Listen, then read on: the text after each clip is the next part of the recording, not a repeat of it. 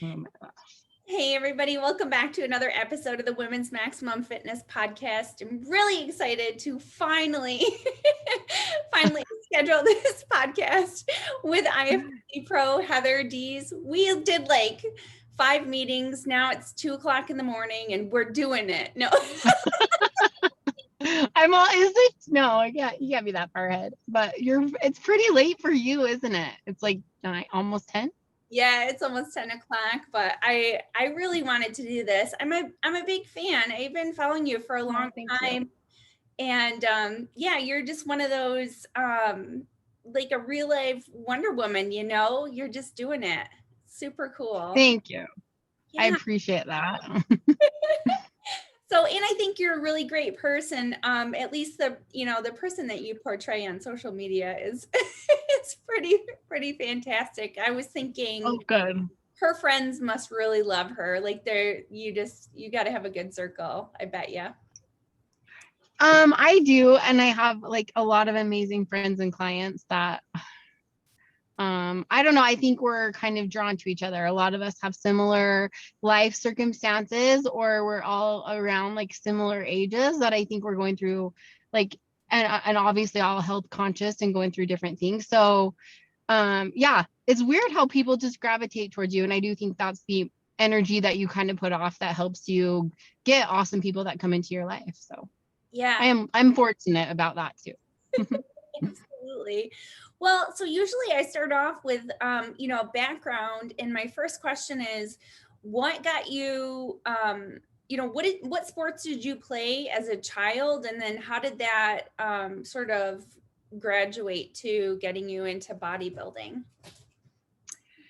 Oh, it's a good question. It's funny because I was talking to one of my clients about this earlier last week. I didn't play. I mean, they're like, "What sports do you play?" I'm like, "I didn't," but I actually did. I played soccer young. I was a dancer, and then I did a tiny bit of gymnastics. Then I played soccer. Then I learned how to golf at like 15. And then I was a cheerleader my sophomore year. And then like junior, senior year, I think I played like co-ed softball, which is like an extra league. So I've always been really active, like just doing random things. But it wasn't until I think I had gained a bunch of weight like in my 20s or early, like early 20, like 2021, that I was like, okay, I need to go to the gym. And I kind of learned that it's something I'm good at, like going to the gym, and weight training was something at 23. I learned how to like properly weight train and structured like resistance training on top of like nutrition that was effective for my body, like learning actual proper nutrition, carbs, proteins, fats, calories, and like calorie deficit and intake. All of that stuff kind of came to me like 23, 24. And I watched my body transform. So the whole reason I kind of that got behind it was, for one, when I gained some weight, I was like, well, I'm going to run, because I thought that's how you got in shape. So I ran like probably 5 half marathons, some 5Ks and 10Ks here and there. And I got like a little bit smaller, but I didn't look like these girls on the cover of fitness magazines. And I'm like, how do women look like that? Are they just born that way? Am I just like stuck looking like this? So when I found like a trainer and got some structured resistance training and watched my body transform, I'm like, it finally felt like I found something I was good at. So I went through all these things growing up, but nothing really stuck.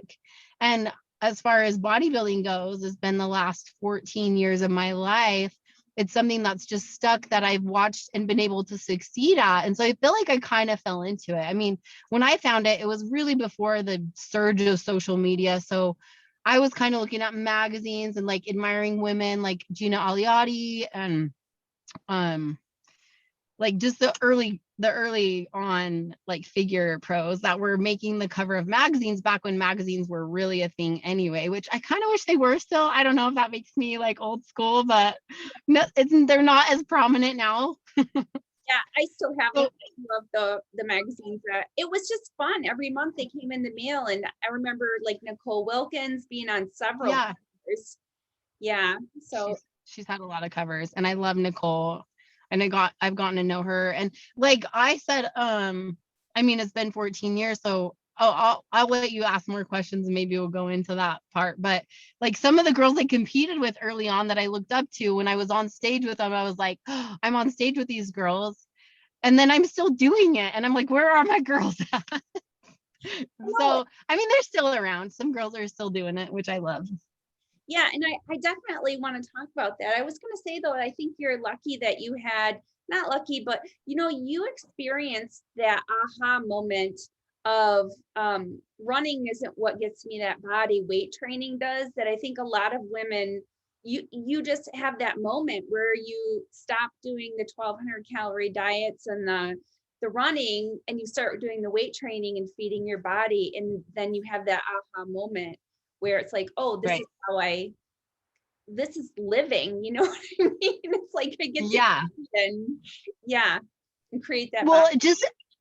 and like, it's just that, yeah, like you said, it's a good point, aha moment, just like watching your muscles grow, like with like educated nutrition and resistance training. And like, of course, cardio is a part of it, but it's like a specific part and there's a way of doing it right. It's not overdoing it. And so for me, it was like so amazing that you could like grow, like, which sounds like common sense, but like you could grow a muscle. And like, I remember I didn't have any calves, and the moment I was like walking towards the mirror and I could see them from the front of my leg, I was like, oh my gosh, I have calves now. Look at that. So exciting. So for me, like, that's what kind of pushed me and motivated me to keep going, was just like watching my own progress and like realizing you really can look however you want. You just have to have like some consistency and discipline and like understanding of like the science behind muscle hypertrophy and like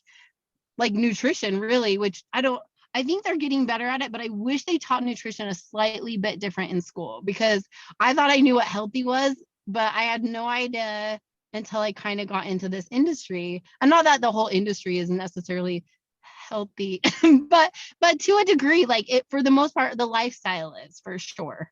Yeah, absolutely. Competing, especially in the depths of it, is not always healthy. And, obviously there are more risk the higher level if you go, but yeah, for sure. And it looks like it's something that you're just gonna keep doing your whole life, right? Because you love it. I do. I mean, I do, and I still love stepping on stage. I mean, I've taken some time off and I came back and I realized, oh my gosh, I still really do love this. But I think the biggest part is like, I'm still going to go and step on stage and look the way I want to look for life. You know what I mean? It's not always about looking the way the judges are awarding. I mean, and not against the judges. They only have what they have to choose from who steps on stage. But if you step on stage with the body that you love, that's like the most important goal, versus chasing after what other women look like. Because we're not going to look the same as another person. Like, you just don't. We have different bone structures and muscle development and muscle attachments, and there's so many differences to our bodies. Like, you can't chase after a look. You have to be confident about going like, this is the body and the look I want to have for my life. And if it is good, do that. And then hopefully it's awarded. If not, you're still winning because you're looking the way you want to look for just your whole life. Well, and like, look at somebody like you may have had a goal of like, you wanted to look like a certain person. And now you wouldn't change what you look like for that person you thought was your goals, you know? Right. No. Push your body to what you think your body could look like. I mean, it's nice to have an idea, but yeah, make it personal. Yeah. And that's kind of why, like, me stepping back on stage, I think is fun, just because I hope like I can portray that to like maybe up and comers in the industry, like chasing after like giant muscle mass. If like that, I'm not saying I'm not muscular, but I know I'm a smaller figure pro, I think, and I'm okay with it. And I hope like the judges like it, and we'll see who I go against. But at the end of the day, like, I step off stage and I'm like happy and I'm living healthy and I like my look, and I still have goals. Like, I still have it's honestly, like, I think a lifetime process. Like, you're never really done. People are like, aren't you done? I'm like, I don't know if you're ever done in this industry. You always have another thing that you're like, okay, look at these pictures. Okay, I want to improve this or this. But that's just part of it. The whole competing, I think. Yeah, absolutely. So You have been on the Olympia stage twice, I believe. How many times? 5 times. Oh gosh, I don't even know. That's Great. okay. So let's talk about your competition history then, and this break that you took. I mean, everybody kind of took a break because of the pandemic, but yours was back in, I mean, you last competed in 2018, prior to Pittsburgh now, right? Right. Yeah. So in 2018, I think October was my last show. And then I was married. So my goal, I mean, my goal for life has always been to have a baby. So I decided to kind of take a break after that last show. I feel like I've accomplished a lot. So, and I didn't necessarily retire. Like I honestly thought like there may be a day I go back, maybe but like if priorities change, that would have been okay too, like if I didn't. So my goal for the last like what was like the last 2 years of being off was to try and get pregnant.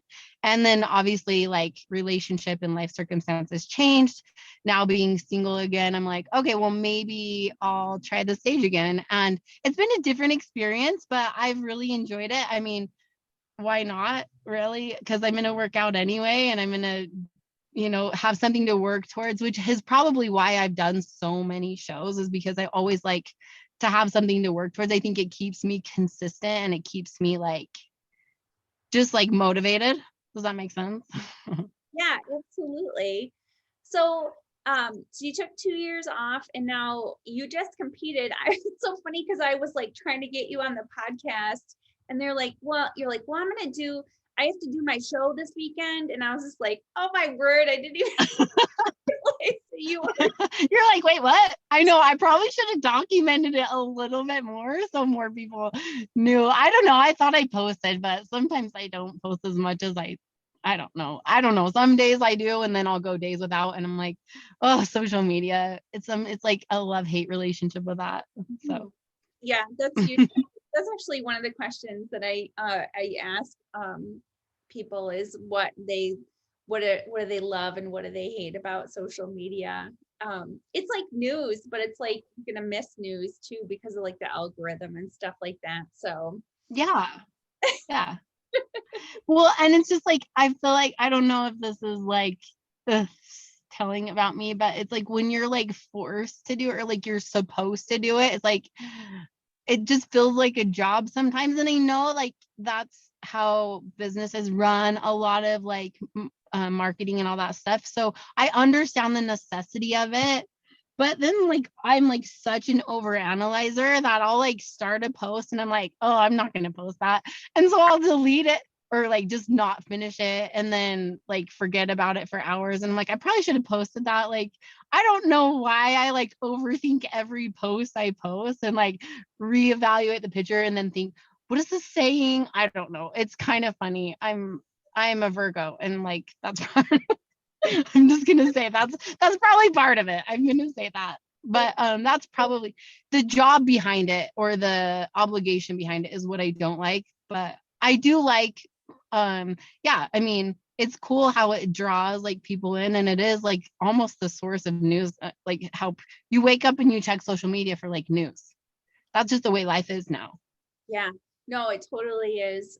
And my biggest, I would say, fear is that like somebody is going to pass away in the industry and I'm going to miss it, which I mean, how would you? Because as soon as somebody, we lose somebody, everybody knows. But that's like, that's like Yeah. news. It's like, that's how you find out about Yeah. stuff like that. So, It's so crazy.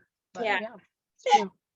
So, now you are, well, I was going to say that then I was like, oh, she's competing. Like, no wonder she looks so, I mean, you look fantastic anyways, but you were Thank you. exceptionally clean. And that was because you were going to step on stage like in a Yeah. week. So, like 5 weeks out again, right? Yeah, it was. Yep, it'll be 5 weeks on Saturday. So like just almost 6 weeks. But you're right. Now that we're past Saturday last week, I'll say 5 weeks all week. And that's when I say 5 weeks, that like freaks me out because I'm like, anytime it hits a 6 week mark for me in any competition, it feels like it flies by. The last 6 weeks are always like like that and it's done. And then you're on stage and then you're off stage eating a brownie or something. So, but I love the 5-week mark. I bet your routine is like down, like just to a T. And they say that time flies when it's the same. You know what I mean? So if you're in a constant routine, I can understand how that time is just going to zip right by. Yeah. And just like, I mean, I think with my job, like my 2 jobs, my careers, being a cosmetologist and a personal trainer, I book like a week in advance or 2 weeks in advance, or well, with training clients. Hair is obviously more than that. Like I have clients that are like, when's your show? Because they want to get in like right before you drive, like fly out. So because I have, and so with that coming up, and then I'm like, oh my gosh, my show, so you can come in this day. And then it just like it, hair clients and like training clients, I think make my time fly by. But just it's just being busy is really what it is. And then like fitting in your workouts and your cardio and meal prep. It's just you have to love this industry to do it. Like I swear, because it's a 24-hour a day job for sure. Yeah, for sure. So how old are you now? 37. Yeah, nice. So You I'm older. that it was 10 years since you'd been on the Pittsburgh, right? Was it 10 years? Was that what the Yeah. So my pro debut was 2011. So yep, it was 10 years. I turned pro at nationals in 2010 in Atlanta. And then I took the next, let's see, that was in November. So then I took about 6 months to prep for my first pro show, and I got second at my pro debut. And back then, the top 3 qualified for the Olympia because we didn't have a ton of figure shows. So like I qualified for the Olympia at my very first pro show, which was like so amazing. Like I was so ecstatic. And then I went on and did the New York Pro and got second again. I did a couple more shows before that. And then my first Olympia was 2011. So it was kind of cool. That's crazy. So what do you think about the evolution of figure over the last 10 years? You know, I've thought about it a lot. I think it's just like it inevitable because as everybody progresses and as people learn the industry, and especially with social media, more athletic people are probably like going like, oh, what's this? These amazing genetics, and then girls with these amazing work ethics on top of it gravitate towards that. Obviously, what they're like, oh, like I could do that. I want to be good at that. So I think it's hard because like if you watch even the evolution of bodybuilding, I mean, back in Arnold's day versus now, obviously it's evolved big time.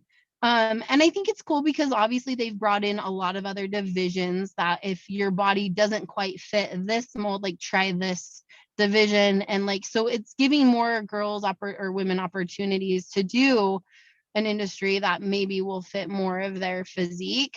For me, obviously, I want to continually progress in the gym. So it's cool that it's progressed because I like my muscle maturity now versus back in 2011. I was, smaller, or even like 2012, I got 4th at the Olympia, and that physique would definitely not get 4th at the Olympia this time. So, but also I'm more muscular because I have had another 10 years of weight training. So I just think it's inevitable and you can't really be mad at it. I think it's awesome to have it's good if we can have a distinction between like a more feminine look versus like the harder, more masculine look, which is bodybuilding versus women in the industry. So that part kind of, when it kind of touches back and forth, that's the only part I have a hard time with, just because I like when women kind of try and keep their femininity, because I think it's beautiful to have muscle and still stay feminine. But at the same time, it's like to each his own. Like if you want to look a certain way, there's no shame in that. Look the way you want to look. Yeah, no, absolutely. Well, and I think it goes back to a couple of discussions that I've had on past podcasts as well, that if you don't have the genetic base, people are going to have to use more enhancement in order to get to where they need to be. And then, you risk losing that femininity. So, I feel like when you look at the lineup, it should be a bunch of genetic freaks. That's what we're all amazed by, right? Like, right. Well, yeah, it's true. I mean, and it's kind of awesome, and I'm in awe. But I think work ethic will be genetics without work ethic too. So there, even the girls with amazing genetics still have to work hard, and so I never want to discount that.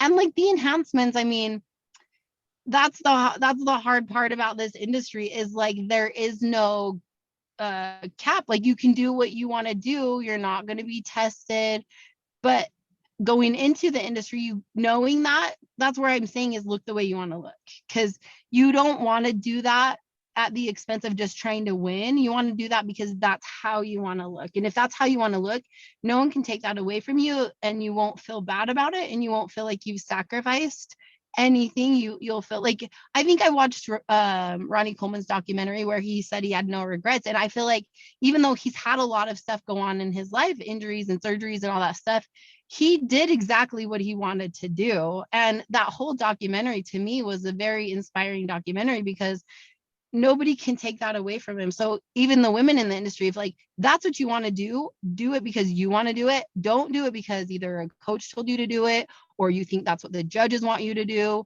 or you think that's what you have to do to win. Because you could do all of that stuff and still not win. And then if you step off stage going, I sacrificed this and to look like this because I thought this is what they wanted, you're not going to be happy. You have to do it because you want to do it because you want to look like that. And then if you win, cool, icing on the cake. But if you don't, it's going to be a lot more devastating for you coming off that stage and not actually winning if you don't win after doing all of these things. Yeah. It's kind of a lesson for life too. You know what I mean? You got to do what you want to do. Yeah. Yeah, I love it. It's true. For sure. So who are some of the people that you stepped on stage with for the Olympia that you those first ones? Do you remember? The first Olympia I did. Okay, so Nicole Wilkins and Erin Stern, and Erin's still up there competing. She did the New York Pro last weekend, which is awesome. She's right what? in bikini. Yeah. Yeah, in bikini. And she's always had an amazing athletic body, and I've always been inspired by her. She's been a friend in the industry, and she's always just been a really cool, down to earth woman. Like, and so I love that she's still going too. I don't know. I'm pretty sure Candace Keene was up there. I'm trying to think of my first Olympia. So my first Olympia, I got like second call out, third call, maybe third call outs. I don't know, second and a half or something. I got 13th, which was like probably one of my lowest placings, but there was like, I don't know, 30 girls. So I felt good about it. I was like, okay, my first Olympia, I got 13th. But my second Olympia, yeah, it was like Erin Stern and Nicole Wilkins and Candace Keene and like Mallory Haldeman, I think was up there. I'm trying to think. It's so funny. Oh, I keep putting my thumb over the camera. Sorry. I gotta switch arms. Oh, I don't know. I mean, Cheryl Brown, I don't know if you remember her. Gina Aliotti, I think she had stopped right before I turned pro, or right before I turned pro. I went out and saw her in California because she was always like, she was on the cover and I loved her physique and her look. So I went out and met her, and I mean, she was battling with Nicole Wilkins for first and second at the Olympia, and she had won the Arnold. So some of these girls that I watched, yeah, I mean, if you're talking about the top girls, and then obviously Candace Carter kind of came up.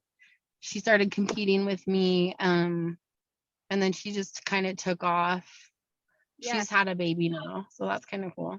Yeah, she's the cutest mom on Instagram. Like I don't know anybody that geeks about being pregnant and having a baby. She's just like dancing all the time and so excited. So that's pretty cool. I love her. That's awesome. I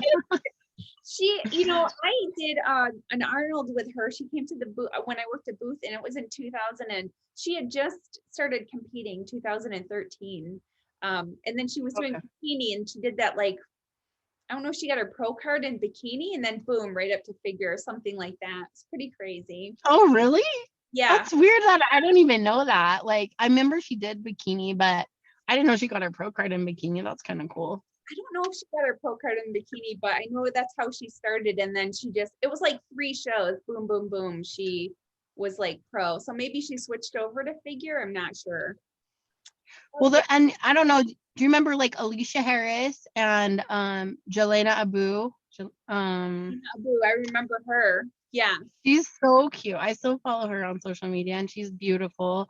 And oh, gosh, I like all as soon as you ask me names, and then I'm gonna get off this call and be like, oh yeah, and her and her and her and her. And like, because I feel like I've made so many amazing friends in this industry, but it's weird because like you don't see each other and then you show up backstage and you're like, hey, like no time has passed by just because, you know, everyone's kind of so interconnected and it's actually a pretty small world, the world of bodybuilding on every level. Like usually you just know everybody. So it's kind of fun. Yeah, it is definitely its own little world. Everybody, you're right. Everybody does know each other. So that's really cool. Very cool. So let's see where we want to go with this. So what is the show in 5 weeks? It's the Puerto Rico Pro. Oh, nice. And it's held in the Bahamas. The real reason I want to do it. I'm like, I'll go to Nassau for a competition. I love traveling. So I went to India in 2012 when there was that one. I don't know, there might have been more, but there was only one time figure in India in New Delhi. And that was amazing. Just the whole experience. And I promise you that crowd was like, I don't even know if there was chairs. They were like climbing on top of each other, cheering for you. And you like walk down this runway. And I seriously, like, I just was like so excited about it. And I think I just was like, oh, waving at people, like who doesn't? But it was like so cool because you could tell that they were so excited to see us up there on that stage and just like clapping and cheering and all that stuff. And then going to Australia a couple of times. It was really cool to go out there and meet so many people. So anyway, so the Bahamas came up and I mean, I've done a lot of the same shows, but like for me now, it's kind of about like traveling and experiencing different places. And then hopefully like the show works out too. That's awesome. It sounds like, I mean, you have a different perspective on it, but you're just like, whatever. I'm just living my best life, right? Yes, I'm trying to live my best life right now for sure. I know. And like I'm still gonna work hard, obviously. I'm still gonna try and show up. And I mean, ultimately the goal is to qualify for the Olympia again. It's just with a different mindset. It's just with like this kind of like if it happens, great, but I'm not against taking time to work on my physique or I mean, I'm just going to be doing it anyway. Like I'm still going to be doing it anyway. So if I show up and they still like me, that's great. And, you know, Sandy gave me a huge compliment after the Pittsburgh Pro. And she says, you look younger than you did the last time you competed. And I'm like, oh, that's a win for me. Like I could go home with no trophy hearing that because to me, I mean, as you know, as you get older, like the goal is to look younger. And so I'm like, hey, if I look younger, I'll take that 3rd place with like a giant smile on my face and whatever comes next, I don't even know. I don't care. That's so awesome. Yeah, she was so cute. So did you, so you were still training and stuff during that 2 years off? Yeah, I mean, because ultimately if you're going to get pregnant, like you're generally going to put on some body fat, which is healthy. But I wanted to like, actually getting into this industry is like I just wanted to be healthy. So when I got pregnant, like I had a healthy pregnancy and I didn't put on a bunch of weight and made my pregnancy easier. So for me, yeah, weight training for me has been ever since I started back in I want to say 2007 with like structured weight training. I've been consistent. Like I may have taken a week or two off here or there, but I can't go without training. And some days are better than others. Some days you're just going through the motions, but for the most part, yeah, I'll hit like most every muscle groups every week in my 2.5 years off. Yeah. So let's talk about like how your training evolved from the beginning. And I also wanted to ask you, did you jump right in with figure or did you start as a bikini competitor? There wasn't bikini when I started. I started in 2008 and we had the 1-piece and the 2-piece round, which was the only year I did it because it switched in 2009. I did try bikini in 2009. I actually won my show, which is so funny. But that body back, that body back then in 2009 would not even like it would probably be laughed off stage in this day and age. Anyway, so in 2000, well, even in 2010, I went back to figure because it's just I think my genetics just and the way, and I like I like the sport of figure. I like the look of it, the posing and all that kind of stuff. But yeah, so no, I just jumped right into figure. And honestly, I couldn't like as far as the way my resistance training or weight training has evolved. Yeah. I think the biggest component is just I'm stronger. Like I don't try to reinvent the wheel. I mean, I'm obviously doing more sets. I'm capable of doing heavier weights. There's some muscle groups, and streamlining my physique might have changed a little bit. So back maybe early on, I was hitting shoulders like twice a week, and then they got to a point where I hit them once a week and I needed to bring my legs up. So I think the whole goal is every time I step off stage, I kind of step off and go, well, especially early on in my career was like, what needs to balance out? And I know early on, they're like, your shoulders are too big. But it was because my legs were not matching. You know what I mean? So I brought my shoulders down, brought my legs up, streamlined my physique. And that's how I went from 13th to 4th in the Olympia, because I looked more symmetrical. And then once you kind of get that symmetry, you can continually progress that way. But you just kind of have to have like an eye out for where maybe what muscle groups you're lacking. And if anything, I'm not doing anything different. It's bodybuilding. So it's a weight training split. It's like quads one day, shoulders, back. I don't train my arms, which that might be one of the things that's changed. Like my biceps and triceps are naturally a genetic dominant for me. So I don't do any bicep or tricep workouts at all. I do get them like obviously a little bit secondary with back day or chest or whatever. But I did push my legs really hard. And I think that was my focus over the 2.5 years. And now I'm like, my feedback was like, hey, I need to bring my back up a little bit. And so where my back was always a really dominant thing, it's funny because like, okay, I can do that. It's weird because that's never been a weakness for me. But I think it's also awesome because that means my legs are bigger.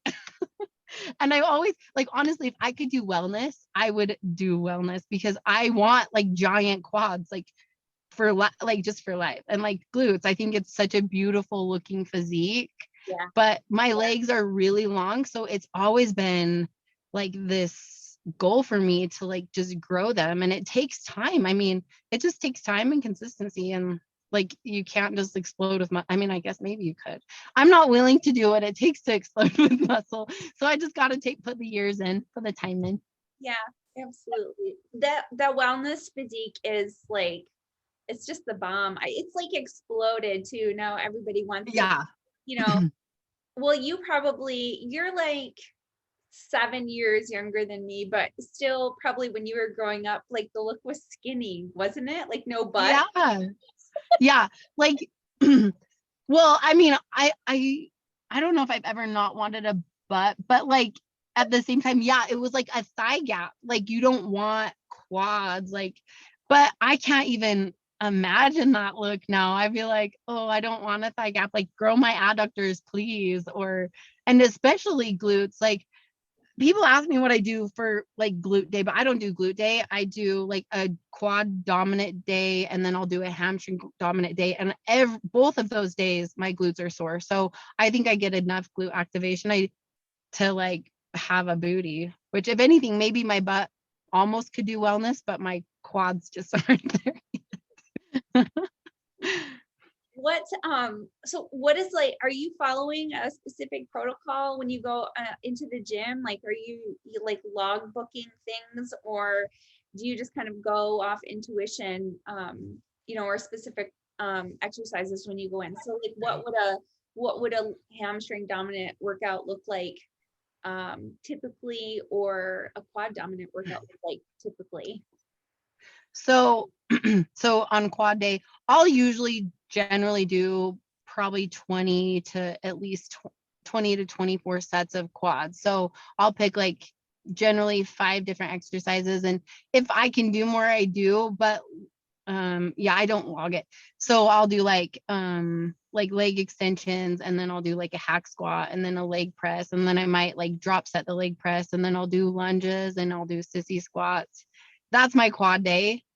And then like a hamstring day, I'll do like leg curls, like laying leg curls, or oh my gosh, like hip thrusts, single leg hip thrusts, kickbacks, seated leg curls. I'll do another form of lunges that's more like hamstring focused. You know, you could do wider stance like leg press and kind of really drive or focus with your hamstrings too. So I'll just, you know, I'll focus on that. But which a lot of the times like lunges will activate your entire leg. But if it just depending on where your weight dispersion is, I can usually have it more of a quad focused versus a hamstring. So, and I always do lunges, and it's so funny because every time I'm like training my clients, they're like, I'm just not doing lunges. And I'm like, okay, the fact that you're saying that, you're doing them, because it's the exercises that you don't want to do are probably going to be the ones that are going to make the most difference. So that's kind of where my mentality is like, if it's something that I like go in there and it's like, oh, I just don't want to do this, it's probably because it hurts, and then I'm forced myself to do it. But I usually, so my split, like I'll do 20 to 24 sets, and then I pyramid my rep ranges. So week to week, I go from 8 to 20. So I might have an 8 rep week and a 10 rep week and a 12 rep week. That way I can either add load or maybe go a little bit lighter and burn them out. But I always try to go as heavy as I can. And when I don't feel strong, I'm like so frustrated. Lately, I've been like trying to like just start my rep count once I get to that point where it's burning. And then I'll start like, okay, this is one. And I can't remember who it was to say to train like that. But when you do that, it's actually pretty intense and it's kind of fun. And it's amazing how much your body can do. It can do usually twice as much as you think it can. Something like that. I'm trying to do that too. Is it do you listen to any of their podcasts with like, I feel like it was is that a Dusty Hanshaw thing, counting past the when it burns, then you start counting? I don't remember. I mean, I could definitely imagine Dusty saying that. I think it even goes back to early on. Oh, did I lose? I didn't lose you. Can you see me now? Yeah. But yeah, that's like, it's definitely a thing. And if you want to like really push it and really get sore and feel the burn, then try it out. Like it's cool. I love weight training though. So for me, if I can burn those calories and get my body sore, so which I don't mind, like the DOMs, then it means I feel like I did something. So when do you take rest days, and what does your recovery look like? I'll usually have a one full rest day a week. So I would say it's not generally Sunday, which it used to be, but Sunday usually becomes the easiest day for me to go work out. So like a day like today, which actually worked out today, like usually a hair day where I'm going to be working in my studio all day and I don't want to go after I get off, I'll take that off. So it just ranges week to week. But as far as recovery goes, I mean, I'm really adamant about foam rolling. I definitely do some stretching. I love yoga, so hot yoga. And then obviously deep tissue massage, like muscle, what's the word I'm looking for? Anyway, massage therapy, chiropractics, just Epsom salt baths, ice baths, cryotherapy, IV drips, all of that stuff matters. Like all of it helps your body recover. And you just, for one, you feel better, but you just stay healthier. Like you sleep better and like your muscles like you. And I feel like it keeps your muscles pretty. You know, they don't get like lumpy and knotted and disproportioned. And so for me, I want like that. I want pretty muscle. I want it to look symmetrical and like, I don't want to say smooth because obviously smooth isn't the word. Right. And I know we all have different like muscular developments. So like our attachments are different. So nobody's going to look the same. But for me, I just want to make sure that I'm building symmetrically, more so to prevent injury, because that's what's, as we get older, you know, and everyone says, well, don't wait till you hit 40. I'm like, oh, okay, well, I'm going to do everything I can to prevent that wait till you hit 40 thing. Have you had any injuries that you've had to work through? I've been pretty fortunate. the only thing I've really had that's been like an injury per se would be like a strain in my supraspinatus, so it's just like for a little bit. And this is actually was more during COVID, like when I wasn't training. I don't know if I just strained my shoulder. Yeah. And, but like as soon as that happens, like I'll usually go to my PT guy. This Lee Skinner here is an amazing guy, and he'll do dry needling, and then he'll give me a whole resistance training, like rebuild up. And he's adamant. He's like, Heather, I don't want you to come back in here and say you didn't do it, but he'll get me to a point where I don't feel the injury anymore. And because I'm actually adamant about doing all that post workout recovery stuff, it usually stays away. The only other thing I had was I was in a car accident in 2014, which caused like some neurological issues. And that affected me on stage for a little bit. So that's when I feel like my placing started to drop. And then I went to like some brain rehab therapy, and they did this whole like retrain your brain with like mind games, puzzles, like memory.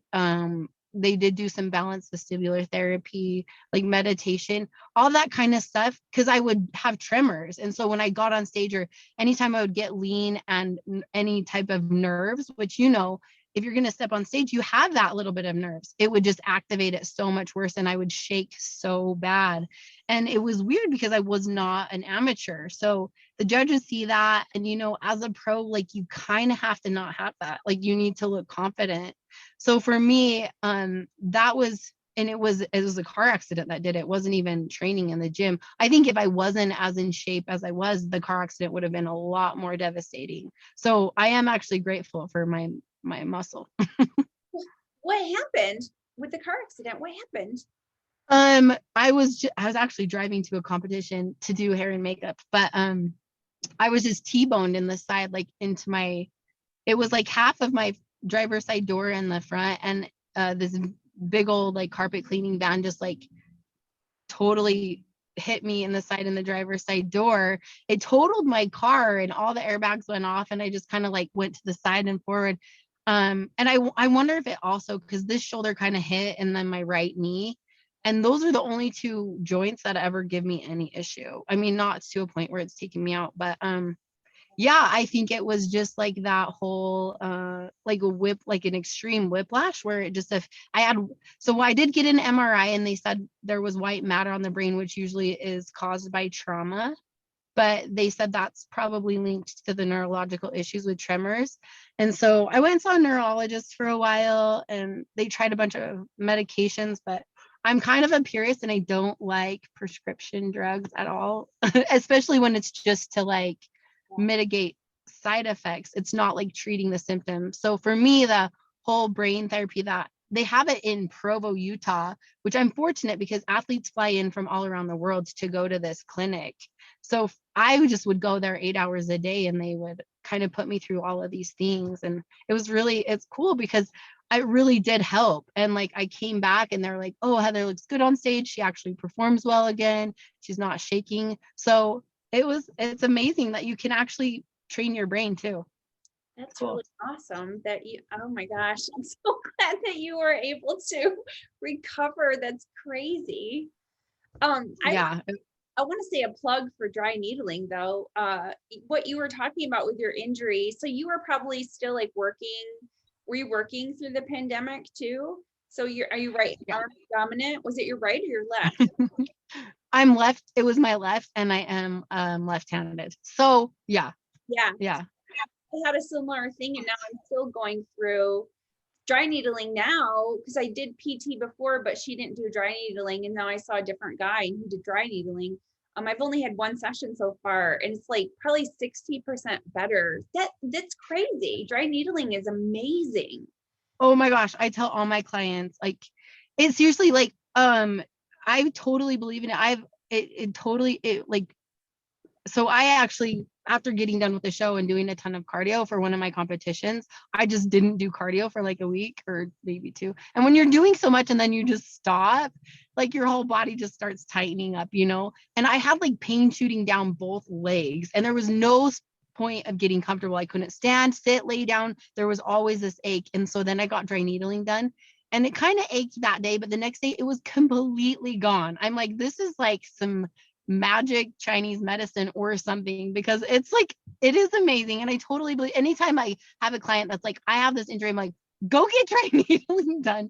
I promise you it's effective. So yeah, I'm glad that's working for you too. Well, do you, during the lockdown, you like, you weren't able to train as much? Because that's what happened with me. Like I had an imbalance created because like I'm working with like mostly my arm, and then I get to train my back at all. I was like, I remember, I think I did a podcast. I don't remember who I did. I was just like, I would give my left foot for a lat pull down right now. Like I just was like, a back workout at home is impossible.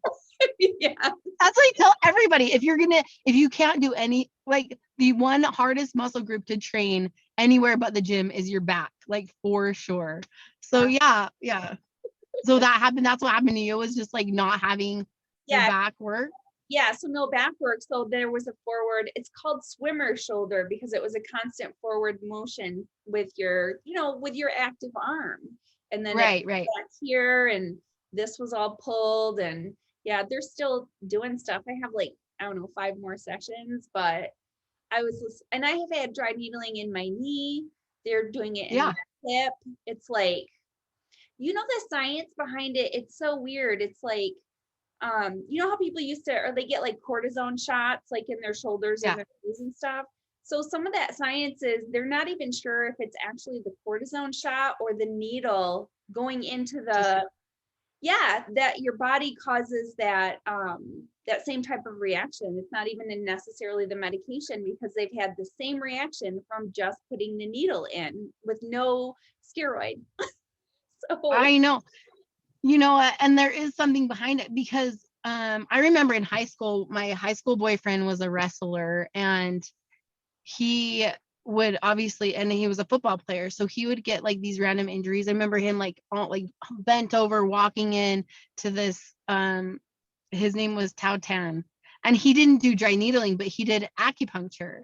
And he went in there, and then when he walked out, he was upright, like pain-free. So yeah, acupuncture, I like the dry needling because they connect that electric stim, and it pulses the muscle, and it sends that neurological signal to the muscle, and it's triggering and recognizing that pain, and your body's like, okay, let me fight this pain and like fix itself. Our bodies are so amazing. Like I just cannot believe how beautiful of machines they are, and like what they can do for us. It's like super cool. I think that's why I love this industry, because it's all about like this amazing thing that we're gifted and we're able to use.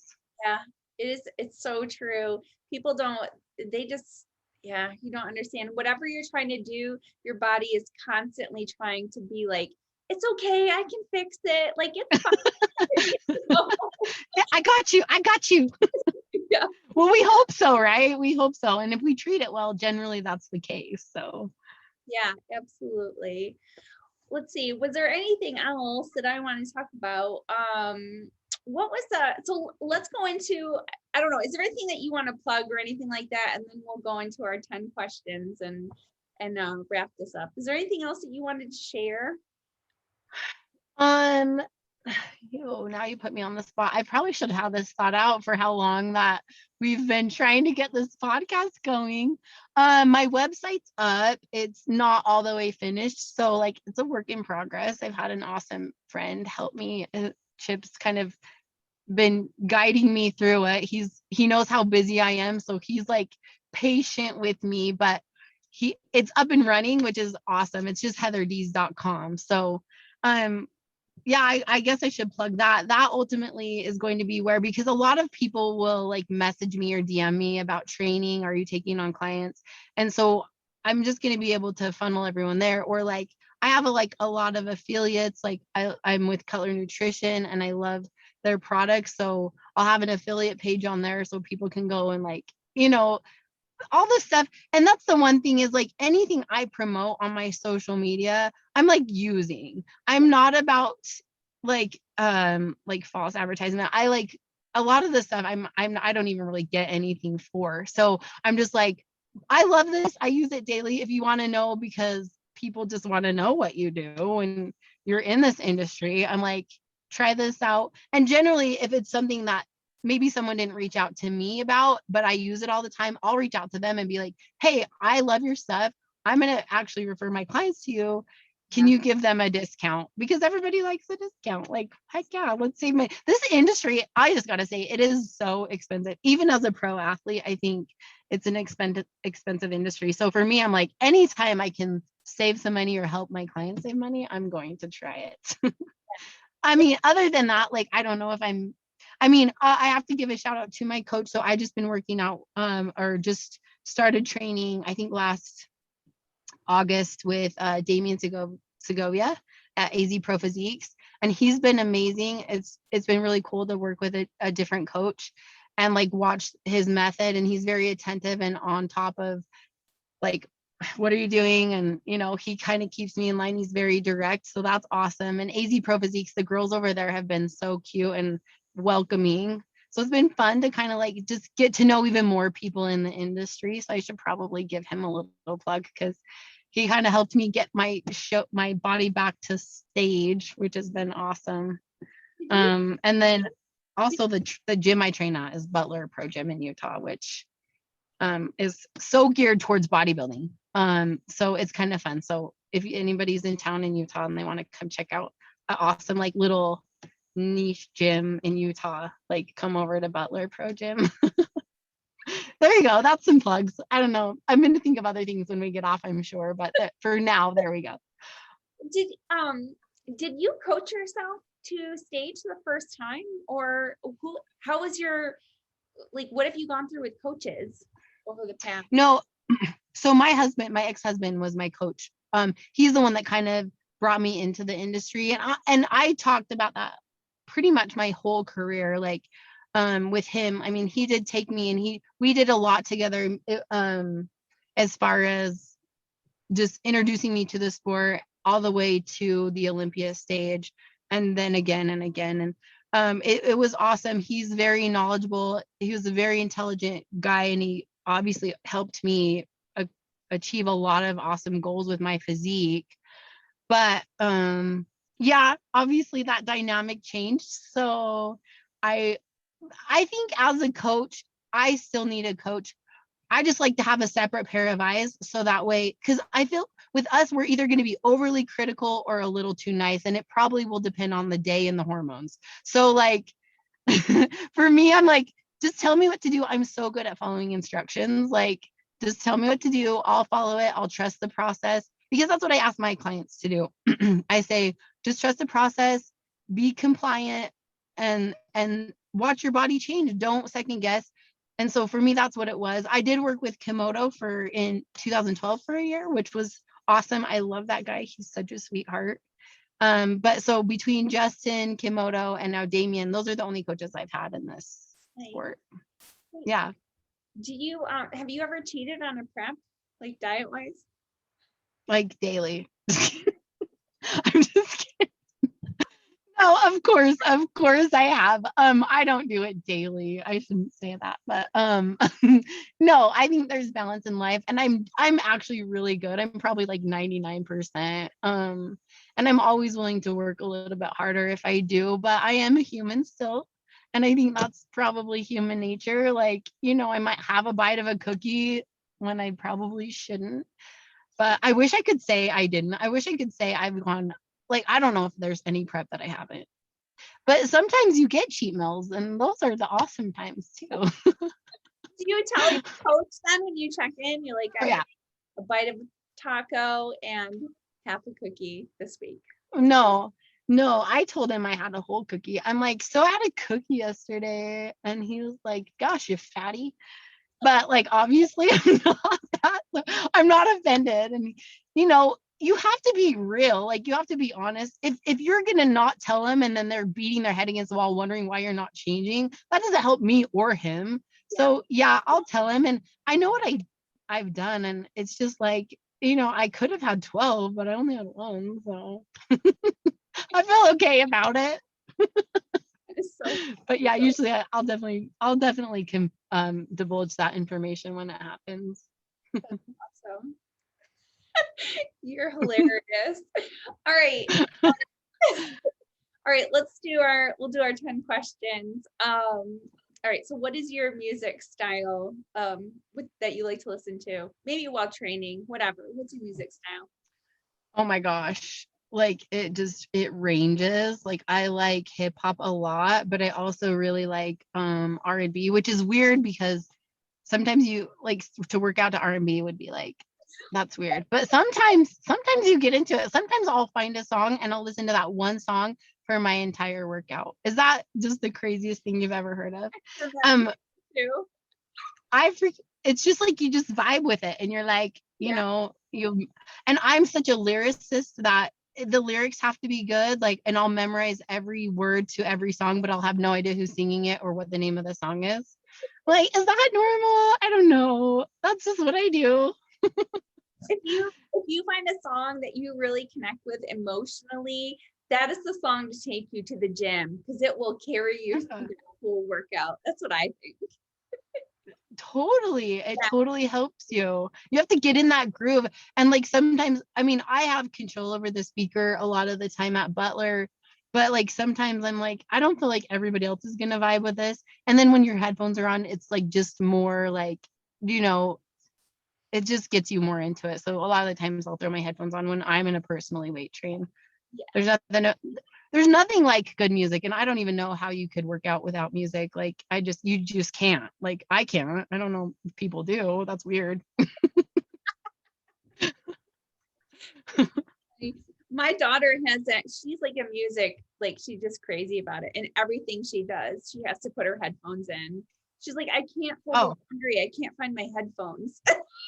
I I am with your daughter 100%. Like I'll have an AirPod in, just one, and it just has like some music going, but I can still like carry a conversation on. Life is just better with music. I don't like go to Costco without music. Are you kidding me? Have you ever like walked down the aisle with like good music playing? Like I'm skipping and I don't care who's watching.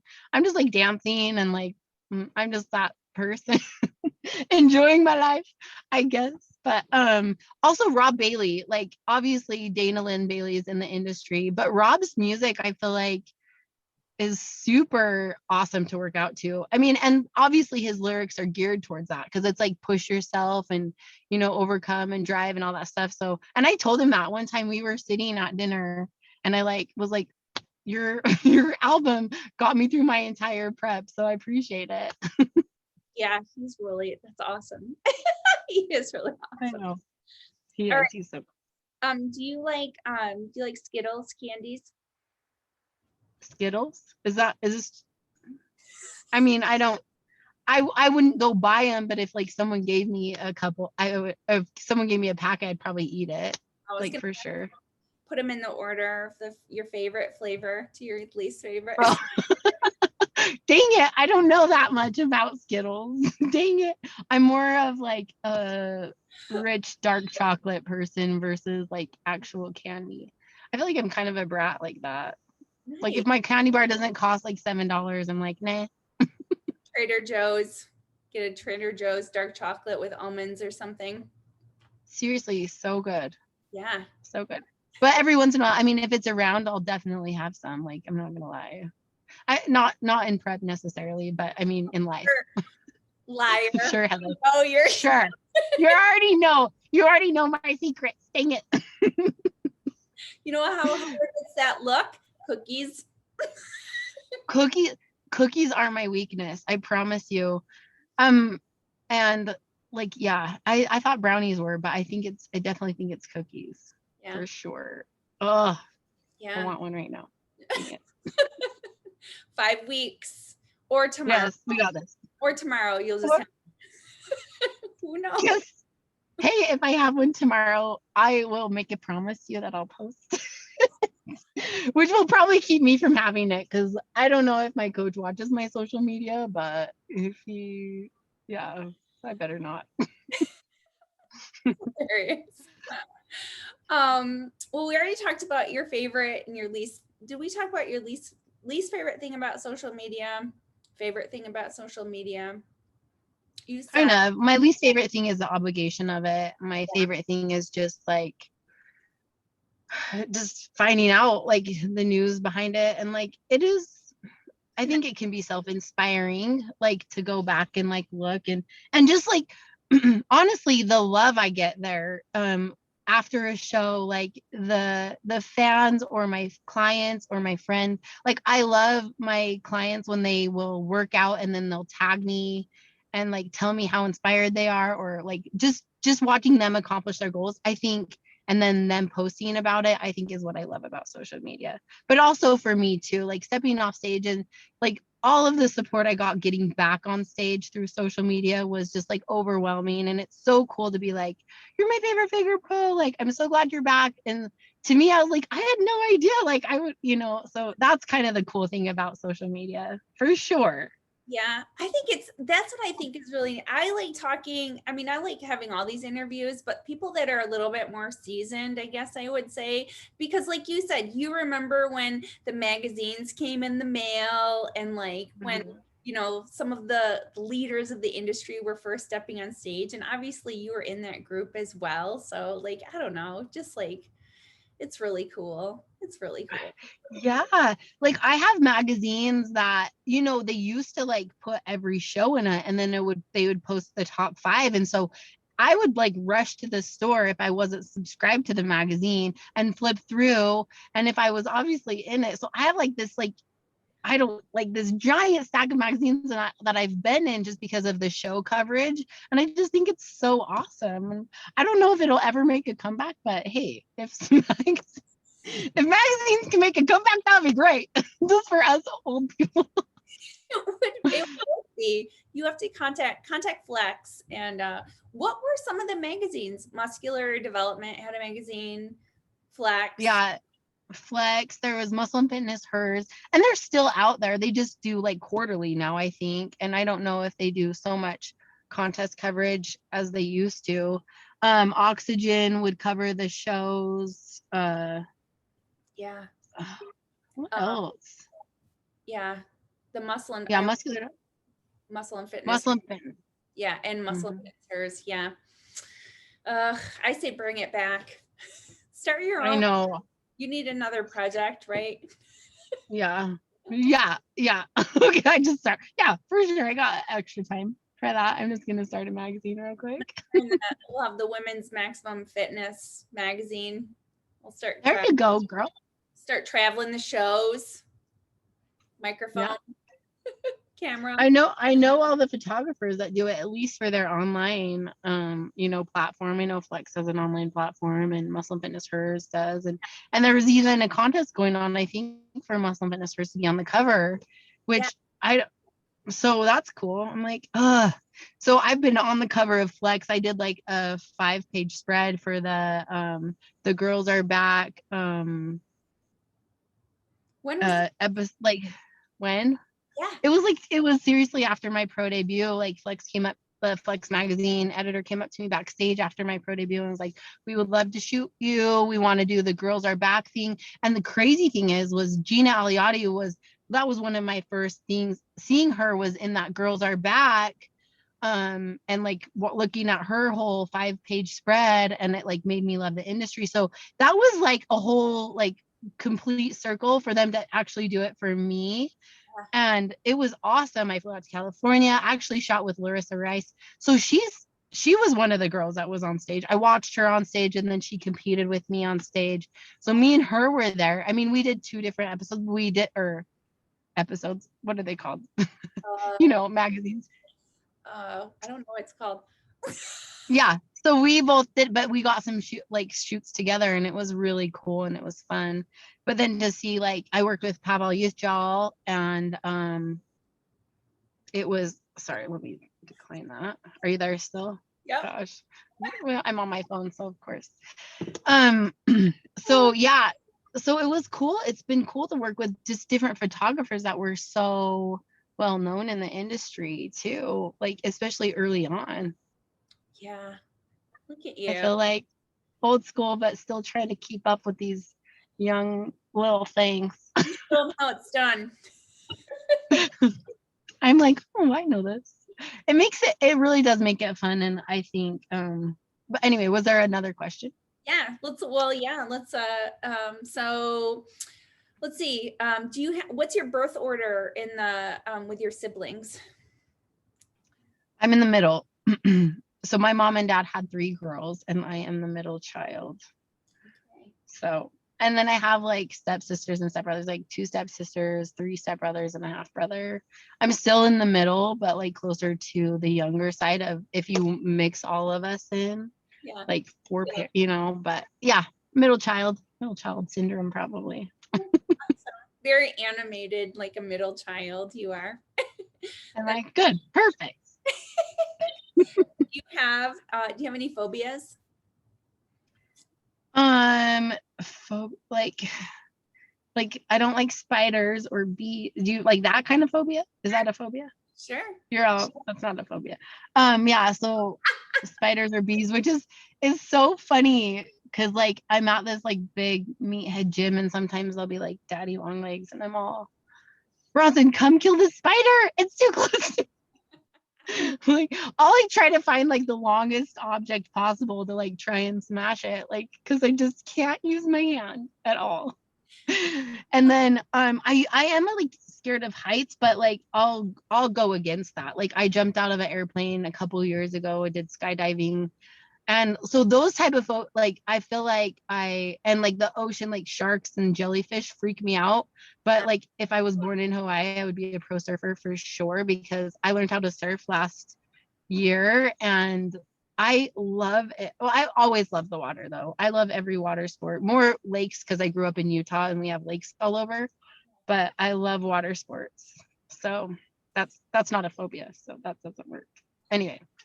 No, but you mentioned like a couple that are, I mean, heights, the dark. A lot of people don't like the dark, and like the same with the ocean. That makes a lot of sense too.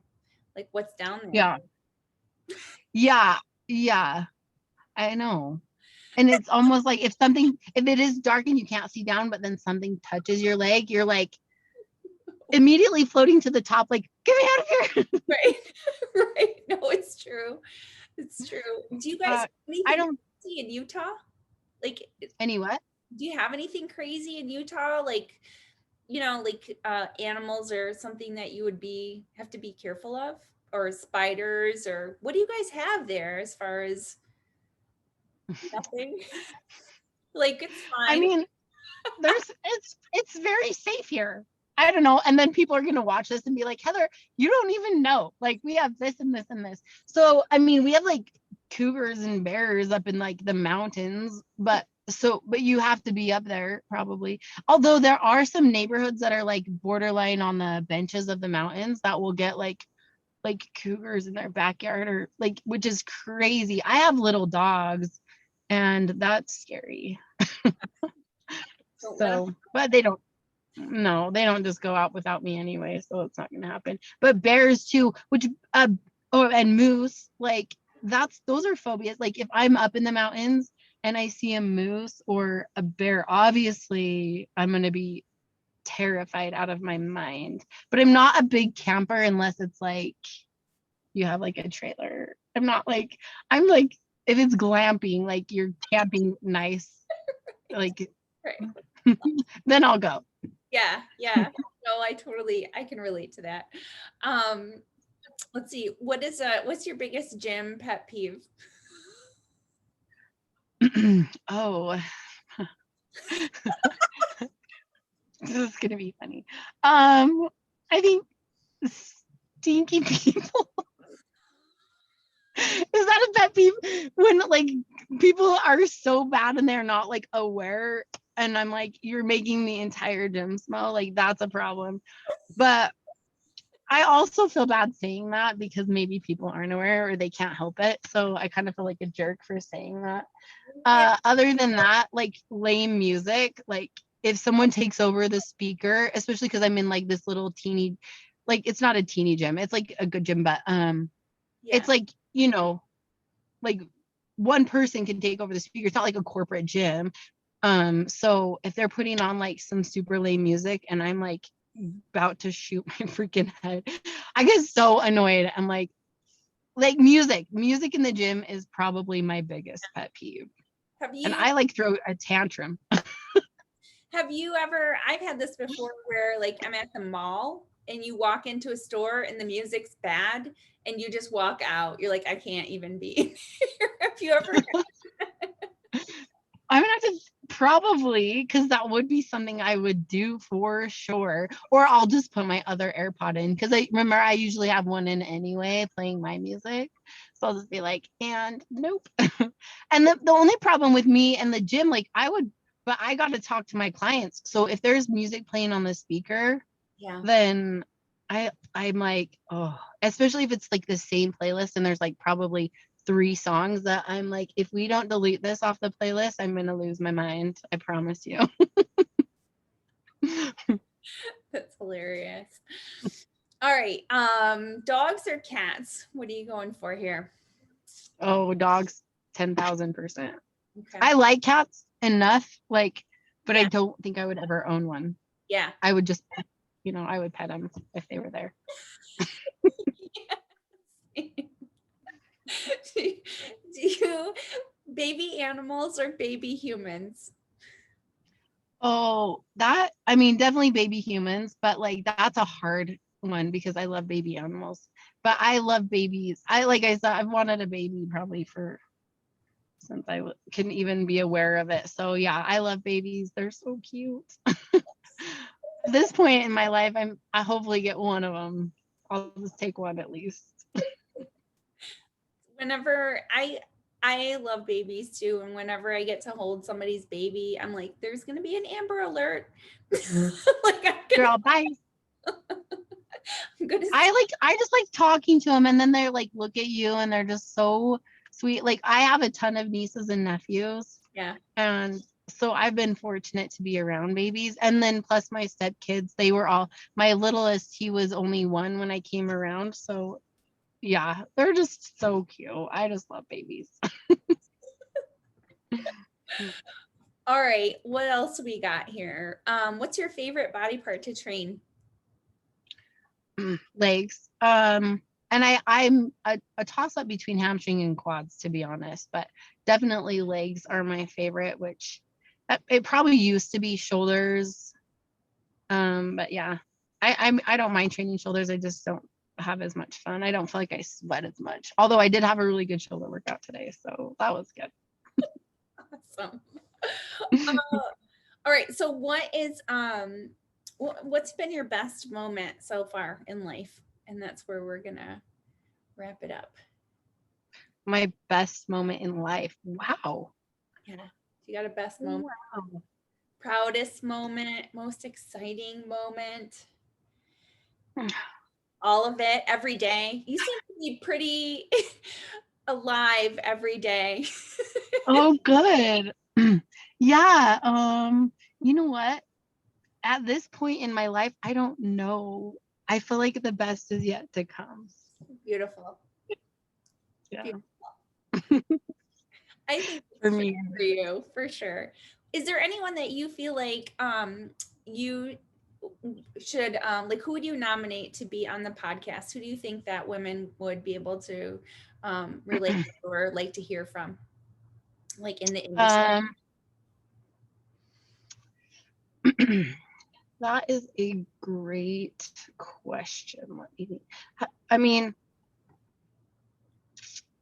because a few people come to mind. Sure. I don't know. Have you podcast with Dana and Bailey? No. You haven't? Great. She would have a connection. Yeah, I'll message her. Because I think she's getting back on stage, and I just saw that she's gonna make a comeback too, which is really cool. We competed in figure together like early on before she went to women's physique, so I've known her for a long time. I mean, we're not like besties or anything, I shouldn't say, but yeah, I mean, I'll DM her and be like, girl, go on this podcast. I don't see why she wouldn't. I don't know. People say no. That's weird. I've had people just not reply. I've had people say no. It's been Yeah. Is it just because of timing? Like, I assume it's just like they feel like it's timing, but I don't understand any negative side to doing podcasts, especially if you're promoting something. Well, and I think a lot of people are busy. There's some really big names in the industry, and I don't know if there's a different perspective. Maybe you're gonna like some people might be like, this isn't gonna do anything for me. But for me, I always think like, don't you want other people to see another side of you? Like that's what I like about it. You know what I mean? It's people Yeah, see, like another definitely. side of you. So you might not get anything out of this podcast at all. You know what I mean? But it's an opportunity to showcase a different side of you. So Yeah.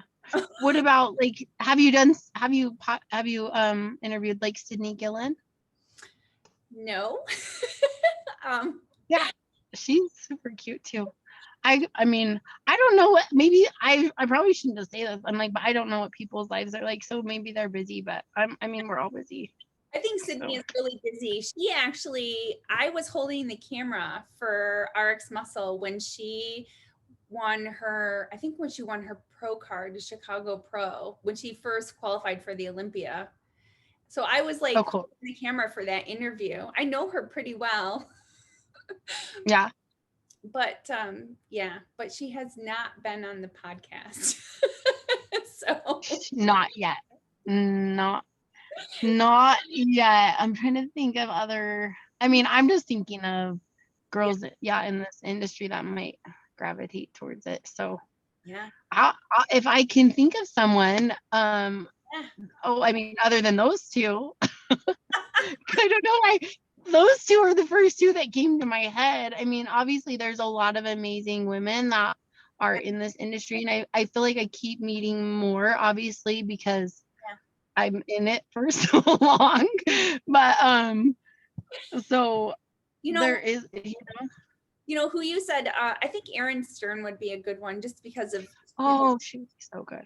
yeah, she's so sweet too. I did meet her in Pittsburgh a couple of years ago, but I love that she transitioned to bikini and Yeah, yeah, it's a great story. So I definitely, feel like she's very responsive too. Like she's a very yeah. like in touch with people in towns and everything like that. So yeah, Erin would be great. But what about Nicole Wilkins? Have you talked to her since her baby?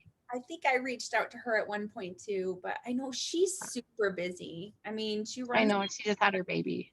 yeah, baby challenge groups. So, Yeah, any, yeah, Heather, yeah. Reach out to Erin.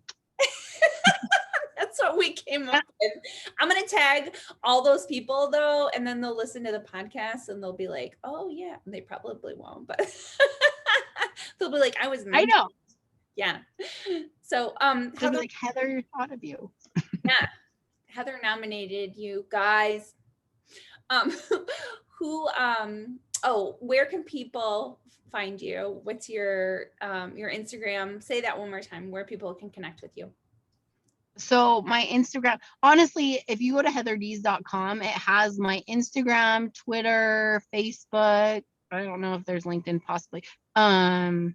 Okay. All at the top, like all the little buttons, and they all connect directly to my social media. So it is IFBB Heather Dees, but go to heatherdees.com. I feel like that's just the easiest because Heather Dees at Heather Dees was taken. So I had to do at IFBB Heather Dees, but heatherdees.com is my website. So that'll have all my social media. And I do post stories daily of my dogs and me and on my Snapchat too. So I post different on my Snapchat that I do on my Instagram.